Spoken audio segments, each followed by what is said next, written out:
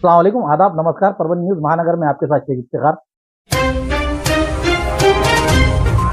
ज्येष्ठ पत्रकार और दैनिक सांझ वृत्त के संपादक एडवोकेट विजय कुमार मुंदड़ा उम्र 62 साल मंगलवार के रात करीब 8 बजे उनके एक एक्सीडेंट में निधन हो गया। विजय कुमार मुंदड़ा मंगलवार 5 मई को रात 8 बजे श्री शिवाजी विधि महाविद्यालय के सामने गोल्डन बेकरी के पास बसपत रोड पर चल रहे थे। तभी एक तेज रफ्तार से टू व्हीलर गाड़ी नंबर MH22AH 3458 ने उन्हें पीछे से टक्कर मार दी। इस एक्सीडेंट में उनकी मौत हो गई। उनके परिवार में 2 बच्चे, एक बेटी और बहू, दामाद और पोते पोतियां ऐसा परिवार है। वो दैनिक सांझ पालमपुर के संस्थापक संपादक रहते हुए दैनिक शब्दराज संपादक एवं वॉइस ऑफ मीडिया के साप्ताहिक विंग के जिला अध्यक्ष विवेक मुंदड़ा, कार्यकारी संपादक विशाल मुंदड़ा, मंत्रालय के कक्ष अधिकारी सो नम्रता मुंदड़ा इनके वो पिताजी थे। दिवंगत श्री विजय कुमार मुंदड़ा जी के पार्थिव शरीर पर आज बुधवार को गंगाखेड़ में गोदा नदी के किनारे गमगीन माहौल में अंतिम संस्कार किया गया। विजय कुमार मुंदड़ा जी ये हंसमुख स्वभाव के और सबसे मिलनसार रहने के कारण ज्येष्ठ पत्रकार परभणी जिले से खो जाने का अफसोस सभी पत्रकारों में दिखाई देता है। मुंदड़ा फैमिली के गम में न्यूज परभणी महानगर की टीम भी शामिल रहते हुए स्वर्गीय एडवोकेट विजय कुमार मुंदड़ा जी के आत्मा को शांति मिले, यही प्रार्थना करते हैं। घंटों से गेट बंद होने से मिलेगी राहत, यातायात करने वाले आवाजाही करने वालों को मिलेगी इससे राहत। सेलू गेट के ओवर ब्रिज का काम निर्माण करने का प्रक्रिया जारी। केंद्रीय सड़क परिवहन मंत्रालय ने 55 करोड़ रुपयों की निधि को मंजूरी देते हुए वाहन मालिकों को समस्याओं का समाधान किया जाएगा, ऐसा इस समय बताया जा रहा है। इसके लिए पाथरी रास्ते के रेलवे गेट पर उड़ान पुल बनाने के लिए तेज गतिविधि चालू हो चुकी है और इसके लिए सेलू, रवड़गांव और मलसापुर शिवार के 82 गुंठे जमीन अधिग्रहण किया जाएगा। फ्लाईओवर की लंबाई 1.17 किलोमीटर और चौड़ाई 37.5 मीटर है। राज्य महामार्ग के जालना विभाग ने भू संपादन विभाग को प्रस्ताव दाखिल किया है। जमीन की गिनती होने के बाद आगे की प्रक्रिया शुरू की जाएगी। केंद्रीय सड़क परिवहन एवं राजमार्ग मंत्रालय ने पाथरी रेलवे गेट पर फ्लाईओवर यानी कि ब्रिज बनाने के निर्माण के लिए 55 करोड़ रुपयों की निधि का स्वीकृत की गई है और इसकी निविदा प्रक्रिया पूरी हो चुकी है। इस पुल के लिए भूमि अधिग्रहण और कार्यक्रम आदेश की प्रक्रिया के लिए जून महीने से ये काम को शुरुआत हो जाएगी, ऐसी जानकारी सामने आई है। सेलू पाथरी मार्ग पर रेलवे गेट बनने से रोजाना तकरीबन कई घंटों तक यहाँ पर ट्रैफिक जाम होता था, जिसके कारण अब इससे राहत मिलेगी। केंद्रीय सड़क परिवहन मंत्रालय ने इसके लिए 55 करोड़ रुपये की धनराशि स्वीकृत की है और इस स्थान पर फ्लाईओवर का यानी कि ब्रिज का निर्माण किया जाएगा। निविदा प्रक्रिया पूरी हो चुकी है और भूमि अधिग्रहण भी के बाद भी काम शुरू हो जाएगा। इस परियोजना में 1.5 साल तक में पूरा करने की योजना है, जिससे वाहन चालकों और यात्रियों को ट्रैफिक जाम से राहत मिलेगी। सेलू पाथरी राष्ट्रीय राजमार्ग 548B पर सेलू में एक रेलवे गेट है। इस मार्ग पर दिन रात भारी यातायात रहता है। ट्रेनों की आवाजाही के कारण गेट की कई घंटों तक लिए बंद करना पड़ता है, जिससे यातायात जाम हो जाता है। सेलू रेलवे मार्ग पर यात्री ट्रेन और उसी तरह से मालगाड़ियों के सहित 60 ट्रेनें 24 घंटे में चलती है। इसलिए रेलवे गेट को 24 घंटे के लगभग 5 घंटों से ज़्यादा यहाँ पर बंद रखना पड़ता है। इन सभी परेशानियों से छुटकारा मिलेगा और यहाँ सेलू वासियों को राहत मिलेगी, ऐसी बात सामने आ रही है। परभणी जिले के उबाटा के जिला प्रमुख गंगा प्रसाद आनेराव, इन्हें शिवसेना प्रमुख उद्धव बाला साहब ठाकरे इन्होंने विष्णु मुरकुटे इन्हें जिला प्रमुख पद नियुक्त करने पर परभणी जिले के उबाटा के 82 पदाधिकारियों ने अपने इस्तीफे दिए हैं। इस बात को लेकर जिला प्रमुख विष्णु मुरकुटे इन्होंने जो जानकारी दी, कहा कि ऐसे कई लोग आते हैं और कई जाते हैं, लेकिन शिवसेना को कोई फर्क नहीं पड़ता। इसी के साथ और इस समय विधायक राहुल पाटिल इन्होंने भी ये बात बताई कि ये शिवसेना जो है ये कार्यकर्ता और नेताओं को बनाने वाली फैक्ट्री है, इसलिए कितने लोग जाते हैं इस पर कोई फर्क नहीं पड़ता। परभणी जिला ये शिवसेना का बाले किला है। न्यूज परभणी महानगर से बताते हुए उन्होंने जो इस्तीफे दिए हैं उन्हें क्या करारा जवाब दिया, आइए जानते हैं उन्हीं के जुबानी। ही नेता तयार करणारी फॅक्टरी आहे, हे आमचा कारखाना आहे। त्यामध्ये काळ आणि वेळ जसं थांबत नाही ना, तशी शिवसेना सुद्धा थांबत नाही। पण असे कित्येक लोक आले, कित्येक लोक गेले, पण शिवसेनेला कधी कोण ब्रेक लावू शकलं नाही। ही शिवसेनेची कारखानदारी आहे नेते तयार करण्याची। आज गेले तर उद्या अजून त्यापेक्षा जास्त निर्माण होतील। त्याला शिवसेनेला काही फरक पडणार नाही। आता भाजपमध्ये किती लोकांना ते घेणार आहेत मला हेच कळत नाही। त्यांची गाडी सगळी फुल झालेली आहे, काही त्यांना पक्ष ठेवायचा आहे का नाही हा सगळ्यात मोठा प्रश्न निर्माण झाला। पण एक दिवशी ते लोक त्यांनाच खाऊन टाकतील आणि जास्त जिथं लोक होतात ना ते पक्ष जास्त दिवस राहत नाही हे सुद्धा तेवढंच. खासदार साहेबांचा आता ते आमचे नेते आहेत, अशी काही कोणा आमच्या कानावर काही गोष्ट नाही आहे. ठीक आहे, काही लोकांनी नाराजीनं राजीनामा दिला असेल, पण सध्या आमची शिवसेना एक संघ आहे आणि भविष्यात एक संघ आता नाराजी कशामुळे आहे? पक्षामध्ये सातत्यानं फेरबदल होत राहतो, नवीन लोकांना संधी दिली जाते, नवीन लोक येतात, नवीन लोकांचं आपण स्वागत केलं पाहिजे. नाराजी जरी असली तरी एक 4 भिंतीवर नाराजी असली पाहिजे. अशा प्रकारे उघड नाराजी शिवसेनेत चालत नाही, निश्चित त्यांच्यावरही कारवाई होईल. शिवसेनेत राजीनामा चालत नाही. जो शिवसैनिक आहे, शिवसेनेत ठाकरे साहेबांच्या आधीच चालतात. शिवसेनेत असं नाही की काहीतरी रुसायचे फुगायचे. मी सुद्धा शिवसेनेचा 1999चा शाखा प्रमुख आहे. शाखा प्रमुख म्हणून राहिलो, गंगाखेडचा शहर प्रमुख म्हणून काम पाहिलं, तालुका प्रमुख म्हणून काम केलं, मागच्या काळात उपजिल्हा प्रमुख म्हणून काम केलं आणि आज पक्षप्रमुख मान्य उद्धव साहेबांना जिल्हा प्रमुखाची जबाबदारी दिली आहे, ती मी पार पाडण्यासाठी आज जिल्हा प्रमुख झालेला आहे. शिवसेनेत आंदोलन, राजीनामा हे असलं काही चालत नाही. काय वाटणार आहे? हे ज्या लोकांनी राजीनामा दिला आहे तर दिला असेल, शिवसेना नवीन माणसाला, नवीन चेहऱ्याला संधी देईल आणि पहिल्यापेक्षा जोमात काम करेल. शिवसेना असा पक्ष आहे की शिवसेनेत कार्यकर्ता तयार होतो, नेता तयार होतो. नेता तयार करण्याची शिवसेना एक फॅक्टरी आहे. काय हे शिवसेना कुणाची थांबली नाही. अनेक शिवसेने मोठमोठे वार झेललेले. काय शिवसेनेच्या फॅक्टरीत निष्ठावंत कार्यकर्ता आणि निष्ठावंत पुढारी तयार होत असतो. असे कोणी आयातात जातात त्याला शिवसेना फार काय महत्त्व देते. 82 जणांनी जे राजीनामे दिले ते खासदार संजय जाधव यांचे समर्थक होते. असं काही नाही. जे राजीनामे दिले त्याच्यासाठी सांगतो की शिवसेनेत राजीनामा पद्धतच नाही. बघा, शिवसेनेचा परभणी जिल्हा हा बालेकिल्ला आहे आणि तो बालेकिल्ला अबाधित ठेवण्यासाठी आम्ही रात्रंदिवस अहोरात्र काम करणार आहोत. शिवसेनेचा पुन्हा एकदा जोमाने 4 विधानसभा आणि लोकसभेवर भगवा फडकण्यासाठी आम्ही दोन्ही जिल्हा प्रमुख, परभणीचे लोकप्रिय आमदार माननीय राहुल पाटील साहेब यांच्या नेतृत्वाखाली काम करून पुन्हा एकदा शिवसेना हे परभणी जिल्हा शिवसेनेचा बालेकिल्ला हे सिद्ध करून दाखवणार. पुरानी बीमारियों की शर्तिया इलाज, घुटने के दर्द, शुगर, बवासीर, गुर्दे की पथरी, सफेद दाग, हार्ट अटैक, अस्थमा, एलर्जी, दाग, कोड़ की बीमारी, गांठियों से पीड़ित, अन्य बीमारियों से परेशान होते तुरंत संपर्क करें. डॉक्टर गोविंद कामटे, आयुर्वेदिक विद्या विशारद, बालाजी आयुर्वेदिक प्राकृतिक चिकित्सा केंद्र, शाखा नंबर 3, पुराना पेड़गांव रोड, पोस्ट ऑफिस के करीब, स्वामी फोटो स्टूडियो के बाजू. समय सुबह 9 बजे से दोपहर 2 बजे तक, शाम 5 बजे से रात 9 बजे तक. Mobile number 9921691008. आज तारीख 6 मई बुधवार के रोज सुबह चारठाने में एक चौंकाने वाली घटना सामने आई, जिसमें एक पति ने अपने पत्नी के चरित्र पर शक करते हुए उसे लाठी से पीट कर बड़े और फिर पत्थर से सिर पर मार वार करते हुए बेरहमी से हत्या कर दी. इस घटना ने चारठाने क्षेत्र में बड़े पैमाने पर सनसनी पैदा कर दी है और नागरिकों में इसका भय का माहौल बन गया है. मिली जानकारी के अनुसार मृतक महिला का नाम सुमित्रा श्रीधर गायकवाड़, उम्र 38 वर्ष, निवासी चारठाना, तालुका जिंतूर है. आज तारीख 6 मई 2026 बुधवार के तकरीबन सुबह 5:30 बजे अपराधी पति श्रीधर गायकवाड़ अपनी पत्नी को 2 व्हीलर पर बिठाकर गांव के पास जिंतूर जालना राजमार्ग पे एक खेत में बने आश्रय स्थल पर ले गया. दोनों के बीच कहासुनी होने पर आरोपी ने पहले अपने पत्नी को लाठी से बुरी तरह से पीटा, फिर क्रोधित होकर उसने सिर पर एक बड़ा पत्थर फेंककर उसकी हत्या कर दी. सुमित्रा गायकवाड़ की इस अमानवीय हमले से मौके पर ही मौत हो गई.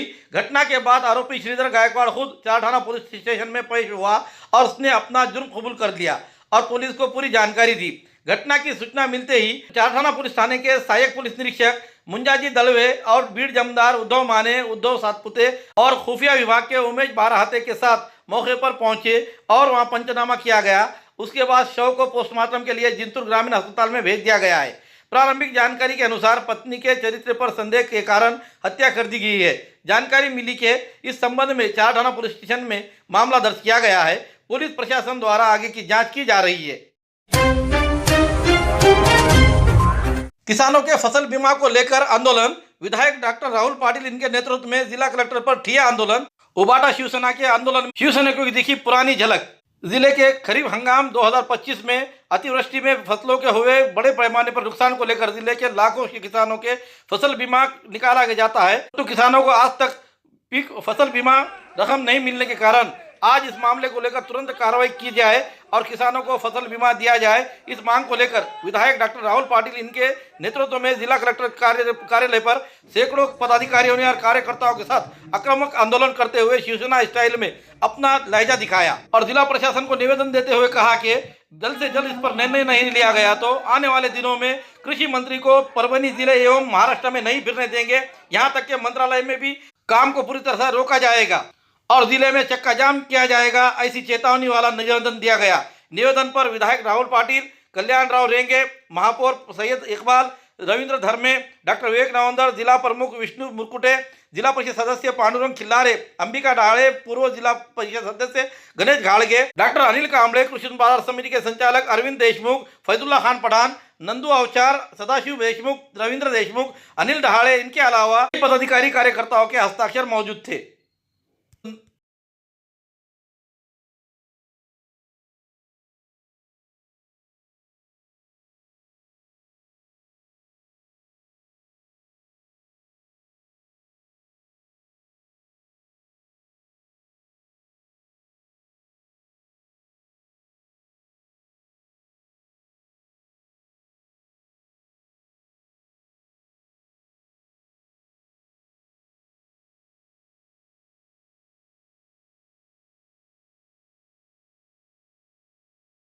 आता वजन घेणारा कोण? सरकारच। इन्शुरन्स कंपनी कोणाची? ऑल इंडिया इन्शुरन्स कंपनी 94%, 84% सहभाग कोणाचा आहे? तर शासनाचा। जास्त विमा व्हायला शेतकऱ्याला विमा भेटला नाही पाहिजे, विमा कंपन्याचा लॉस झाला नाही पाहिजे, सरकारचं नुकसान झालं नाही पाहिजे, यासाठी अशा प्रकारचं धोरण सरकारनं अवलंबलं पाहिजे। त्यासाठी आज कलेक्टर ऑफिस समोर आम्ही धरणं आंदोलन आणि कलेक्टरला आम्ही घेराव या निमित्तानं घातलेला आहे की आपण गेल्या 15 दिवसापूर्वी आम्ही आल्यानंतर आपण आम्हाला आश्वासन दिलं होतं की 15 दिवसामध्ये यामध्ये आम्ही तोडगा काढू, पण आजपर्यंत तोडगा निघालेला नाही। यामध्ये शेतकऱ्याची काय चूक आहे? दोनदा वजन कोणी घेतलं? सरकारने घेतलं। कोणाचं परिपत्रक होतं? सरकारचं परिपत्रक होतं। या शेतकऱ्याचं काय नुकसान आहे? शेतकऱ्याला का तुम्ही ओलीत धरता? हा सगळ्यात मोठा प्रश्न इथं निर्माण झालेला आहे। म्हणून माझी विनंती आहे कलेक्टर साहेबांना की आपण लवकरात लवकर हा प्रस्ताव शासनाकडे सादर करावा आणि जर कृषी मंत्र्यानं याला 15 दिवसामध्ये जर याला न्याय दिला नाही आणि आम्हाला पीक विमा दिला नाही तर या परभणी जिल्ह्यात नाही महाराष्ट्रात कृषी मंत्र्याला आम्ही फिरू देणार नाही। आणि जसं आज कलेक्टर ऑफिस बंद केलेलं आहे तशा प्रकारचं मंत्रालय सुद्धा याच्या आधी बंद केलं आहे, यानंतर मंत्रालय सुद्धा बंद करू आणि कृषी मंत्र्याला मुख्यमंत्र्याला घेराव घालून आमच्या शेतकऱ्याचा हक्काचा पीक विमा त्यांच्या हातून हिसकाटून घेतल्याशिवाय आम्ही राहणार नाहीत, हे सुद्धा तेवढंच सत्य। काय परिस्थिती आज जिकडे तिकडे लाईट नाही कलेक्टर महोदय, लाईटची परिस्थिती अशी आहे की वीज एकदा आली की 2 मिनिटात जाते, 2 मिनिटात आली की 3 मिनिटात जाते। एक ट्रान्सफॉर्मर 100चं जळाले की 10 दिवस ट्रान्सफॉर्मर येत नाही। काही गावामध्ये 10 दिवसापासून लाईट नाही कलेक्टर महोदय, याचं काय करायचं? कालच माझ्याकडे शेतकरी आलता, साधं डिझेल लोकांना मिळणं गेलंय, एकाही पंपावर डिझेल उपलब्ध नाही, कॅन मध्ये कोण डिझेल द्यायला उपलब्ध नाही। मग शेतकऱ्याने काय मरायचंय का? शेतकऱ्याने काय आत्महत्या करायची का? आज तुम्ही पाहता ड्रीप असेल, फवारणी असेल, 10,000 कोटी रुपयाचं अनुदान आज थकलेलं आहे। कोणाला ट्रॅक्टरचं अनुदान मिळालं का?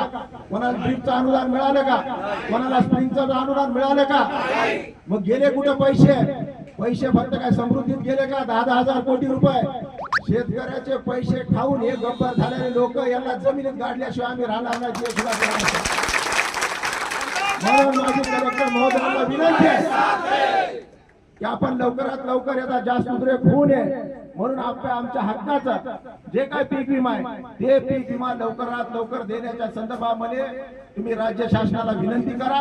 राज्य शासनाला काय करायचे ते करा, पण आमच्या हक्काचा पीक विमा आम्हाला लवकरात लवकर मिळावा यासाठी तुम्ही प्रयत्न करा, अशा प्रकारची तुम्हाला विनंती करतो। आज आम्ही कलेक्टर ऑफिस बंद केलंय, उद्या महाराष्ट्र बंद करायला आम्हाला वेळ लागणार नाही। म्हणून आपण या निमित्तानं मी शासनाला इशारा देतो की जर 15 दिवसामध्ये आमचे पीक विम्याच्या हक्काचे पैसे नाही आले तर संपूर्ण परभणी जिल्ह्यामध्ये चक्का जाम केल्याशिवाय आम्ही राहणार। म्हणून शेतकऱ्याचे घामाचे पैसे खाणारं सरकार, शेतकऱ्यांचं रक्त पिणारं सरकार या सरकारला कधी आम्ही माफ करणार नाही. म्हणून या सरकारला शेवटचा इशारा देण्यासाठी आज आम्ही कलेक्टर ऑफिसला आलेलो आहे. माझी विनंती आहे साहेबाला की आम्हाला आपण या निमित्तानं इथं निवेदन देऊ. आज आम्ही चर्चा करू आणि त्यानंतर त्या चर्चेमध्ये आपण आम्हाला काही सांगा. आमचं समाधान झालं तर आम्ही जाऊ, नसता आम्ही इथून उठणार नाही. 100% शासनानं यामध्ये दखल घेतली पाहिजे आणि एक चांगला कायदा या निमित्तानं शासनानं केला पाहिजे. कायदा हे फक्त कागदावर नसला पाहिजे, कागदा हे इम्प्लिमेंट सुद्धा झाला पाहिजे. अशा प्रकारची मागणी आहे. त्या संदर्भामध्ये जे काही त्यांचं ते बारदाना आहे, त्या बारदाना खरेदीमध्ये सुद्धा गोंधळ आहे. त्यामध्ये सुद्धा मंत्री महोदयानं सांगितलंय की बारदाना खरेदी माझ्याशिवाय करायचं नाही. अरे तुम्ही पोते खाऊन टाकायले, शेतकऱ्याचा बारदाना खाऊन टाकायले. बारदाना उपलब्ध आहे, बारदाना उपलब्ध हे लिमिट सरकारने दिली. त्याच्या आधी जे 2.5 हेक्टर होतं ते वाढून द्या म्हणून आम्ही सांगतोय, पण कानाडोळा केला जातोय, न ऐकल्यासारखं केलं जातं. यामध्ये सगळ्या शेतकऱ्यांना लक्षात आलेलं आहे हे सरकार शेतकरी विरोधी आहे, हे सरकार मजुराच्या विरोधात आहे, हे सरकार फेल झालेलं आहे. या सरकारला घरी जायची वेळ आलेली आहे. काही 2 वर्षापूर्वी अचानक शासनानं आता ट्रिगरच बंद करून टाकले. आता पीक कापणी प्रयोग एकच ठेवला आहे. दुसरा एक ट्रिगर तरी ठेवला आहे की सॅटेलाइट थ्रू त्यांनी ग्रीनरी मोजणार. आता ती कोणत्या स्कायलॅब कंपनी कोणत्या कंपनी ग्रीनरी मोजणार आणि त्यानंतर त्या आधारे ते उत्पादन किती होणार आहे हे ठरवून अर्ध उत्पादन हे क्रॉप कटिंगवर मोजणार, अर्ध उत्पादन आकाशातून फिरणाऱ्या ड्रोन मोजणार.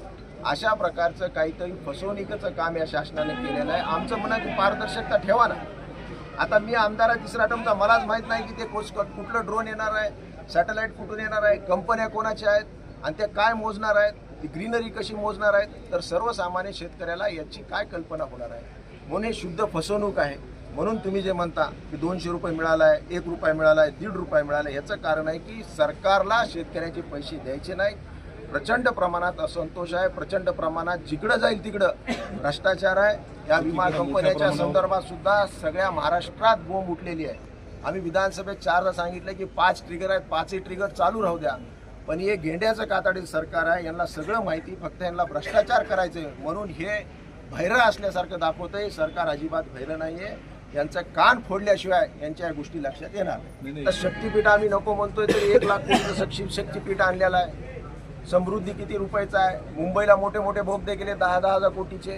कोणाची गरज नाही. किती टक्के लोक मुंबईला जातात. आम्ही विधानसभेत बोललो, मी विधानसभेतही बोललो की मराठवाड्यातले महाराष्ट्रातले किती टक्के लोक मुंबईला जात आहेत. आम्हाला कशाचीच गरज नाही.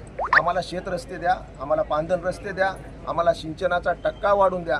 आज तुम्ही जे बोललात की गेल्या 2 वर्षापासून शेतकऱ्याचे 10,000 कोटी रुपये स्प्रिंकलरचं अनुदान असेल, ड्रिपचं अनुदान असेल, नांगरटेचं अनुदान असेल, ट्रॅक्टरचं अनुदान असेल, गेल्या 2 वर्षापासून एकाही शेतकऱ्याला 1 रुपया सुद्धा मिळालेला नाही. कर्जमाफीच्या संदर्भामध्ये असंच प्रकारचं धोरण शासनानं राबवलेलं आहे. मोठ्या प्रमाणावर बेरोजगारी आहे. महिलांवर कशा प्रकारे अत्याचार होते तुम्हाला कळतंय सगळ्या गोष्टी. बदल्यामध्ये पैसे खाल्ले जात आहेत. प्रत्येक ऑफिसमध्ये गेल्यानंतर एक ऑफिसर सुद्धा तुम्हाला असा दिसणार नाही की जो पैसे घेतल्याशिवाय काम करतो. म्हणून हे जो गोंधळ महाराष्ट्रात निर्माण झालेला आहे, हा गोंधळ कुठं ना कुठं तर रोखण्यासाठी शिवसेना रस्त्यावर आलेली आहे आणि निश्चितच या सरकारला आम्ही नीट केल्याशिवाय राहणार नाही. खूबसूरती का राज डॉक्टर हाशमी के पास। बालों का झड़ना, चेहरे के दाग व धब्बे, दीगर समस्याओं का इलाज हमारे पास। हमारे अपने बनाए हुए प्रोडक्ट्स 100% नेचुरल, कुदरती तौर पर इलाज बगैर किसी साइड इफेक्ट के साथ पूरी तरह से कुदरती व खालिश प्रोडक्ट्स आपके सामने बनाए जाएंगे। हमारे खुद के बनाए हुए प्रोडक्ट शिकाकाई, रीठा, आंवला, मेथी, गुड़हल के फूल, भिंगरा, एलोवेरा के जरिए हर्बल ऑयल वो हर्बल शैम्पू बालों का झड़ना व डैंड्रफ को खत्म करने के साथ सर की खुजली को खत्म करे। पतले बालों का इलाज फायदेमंद है, साथ ही बालों को लंबा, घना और खूबसूरत बनाए। चेहरे के दाग धब्बे, कील, मुहासे, रूखी त्वचा वो चेहरे की झुर्रियां खत्म करे, साथ ही चेहरे को खूबसूरत बनाता है। खूबसूरती का राज डॉक्टर हाशमी के पास। हमारे पास ऑयल मशीन है जिससे हम आपकी लाए गए खोपरा, कलौंजी, बादाम व अन्य सामग्री का तेल निकाल कर देंगे आपके सामने। एड्रेस डॉक्टर हाशमी मिनाज, खान साहब बिल्डिंग के पीछे, दरगाह रोड, परभनी। 8421522947, 8669131304। मिलने का समय सुबह 9 बजे से दोपहर 2 बजे तक और शाम 5 बजे से रात 9 बजे तक। हमारी न्यूज़ आपको किस तरह पसंद आ रही है इसके बारे में लाइक करें, शेयर करें, कमेंट्स करें। अब तक हमारे चैनल सब्सक्राइब नहीं किया तो सब्सक्राइब जरूर करें। साथ ही साथ बेल आइकन का बटन जरूर दबाएं और फेसबुक पर भी हमें फॉलो करें।